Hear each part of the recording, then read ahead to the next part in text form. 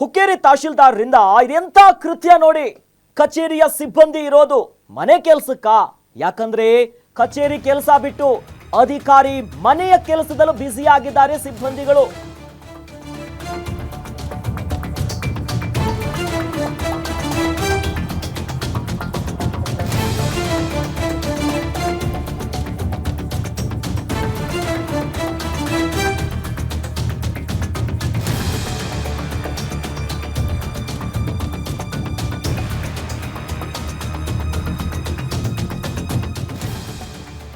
ಹುಕ್ಕೇರಿ ತಹಶೀಲ್ದಾರರಿಂದ ತುಘಲಕ್ ದರ್ಬಾರ್ ನೋಡಿ. ಅಬ್ಬಬ್ಬಬ್ಬ, ಕಚೇರಿಯಿಂದ ಮನೆ ಕೆಲಸಕ್ಕೆ ಸಿಬ್ಬಂದಿಗಳು ಶಿಫ್ಟ್ ಆಗಿದ್ದಾರೆ.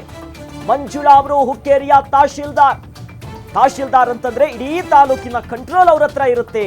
ಸರ್ಕಾರಿ ಕೆಲಸ ಆದರೆ ಕ್ವಾರ್ಟರ್ಸ್ಗೆ ಕಳಿಸ್ಕೊಂಡು ಮನೆ ಕೆಲಸಕ್ಕೆ ಬಿಟ್ಟಿದ್ದಾರೆ ಮಂಜುಳಾ ಅವರು ಅನ್ನುವಂತ ಗಂಭೀರ ಆರೋಪ ಇದು. ಬಟ್ಟೆ ತೊಳೆಯೋದಕ್ಕೆ, ಮನೆ ಕೆಲಸ ಮಾಡಿಸೋದಕ್ಕೆ ತಹಶೀಲ್ದಾರ್ ಅವರು ಬಳಸಿಕೊಂಡಿದ್ದಾರೆ ಕಚೇರಿಯ ಸಿಬ್ಬಂದಿಗಳು.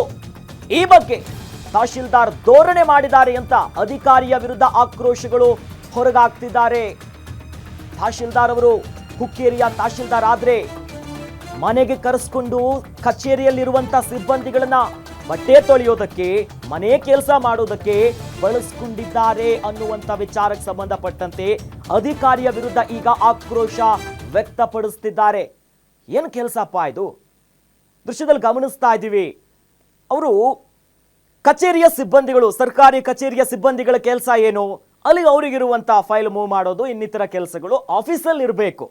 ಅದನ್ನು ಬಿಟ್ಟು ಅಧಿಕಾರಿ ತಹಶೀಲ್ದಾರ್ ಅವರ ಮನೆಯಲ್ಲಿ ಏನು ಕೆಲಸ? ಡ್ಯೂಟಿ ಮಾಡೋದು ಆಫೀಸಲ್ಲಿ, ಮನೆಯಲ್ಲ. ಆದ್ರೆ ತಹಶೀಲ್ದಾರ್ ಅವರ ಈ ಧೋರಣೆ ಮನೆ ಕೆಲಸಕ್ಕೆ ಬಳಸ್ಕೊಂಡಿದ್ದಾರೆ ಅನ್ನುವಂತ ಆರೋಪ ಬರ್ತಿದ್ದಂತೆ ಈಗ ಹಲವು ಅನುಮಾನ ಮೂಡ್ತಾ ಇದೆ. ಜೊತೆಯಲ್ಲಿ ದೃಶ್ಯಗಳಲ್ಲೂ ಕೂಡ ಗಮನಿಸಬಹುದು, ಬಟ್ಟೆಯೆಲ್ಲ ಒಣಗಾಕಿದ್ದಾರೆ. ಬಟ್ಟೆ ತೊಳೆಯೋದಕ್ಕೆ, ಮನೆ ಕೆಲಸ ಮಾಡೋದಕ್ಕೆ, ಕ್ಲೀನ್ ಮಾಡೋದಕ್ಕ ಸಿಬ್ಬಂದಿಗಳಿರೋದು. ಎಂತ ಧೋರಣೆ ಇದು?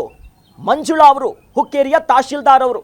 ಆದರೆ ಈ ಕೃತ್ಯದ ಬಗ್ಗೆ ಏನು ಮೇಡಮ್ ಇದು? ಏನಾಗ್ತಿದೆ? ಮನೆ ಕೆಲಸಕ್ಕೆ ಈ ರೀತಿಯಾಗಿ ಸಿಬ್ಬಂದಿಗಳನ್ನ ಬಳಸ್ಕೊಳ್ಳೋದು. ಸರ್ಕಾರಿ ಕಚೇರಿಗಳಲ್ಲಿ ಕೆಲಸ ಬೇಗ ಆಗಲ್ಲ, ಜನ ಕ್ಯೂ ನಿಂತ್ಕೊಳ್ಬೇಕೆನ್ನುವಂಥ ಮಾತುಗಳು ಸಾಮಾನ್ಯವಾಗಿ ಕೇಳಿ ಬರುತ್ತೆ. ಸರ್ಕಾರಿ ಕೆಲಸದಲ್ಲಿ ಕ್ಯೂ ನಿಲ್ಲಬೇಕು, ನಿಧಾನ ಅಂತ. ಆದರೆ ಇಲ್ಲಿ ಏನು, ಮನೆಯಲ್ಲಿದ್ದಾರೆ, ಕೆಲಸ ಮಾಡ್ತಿದ್ದಾರೆ.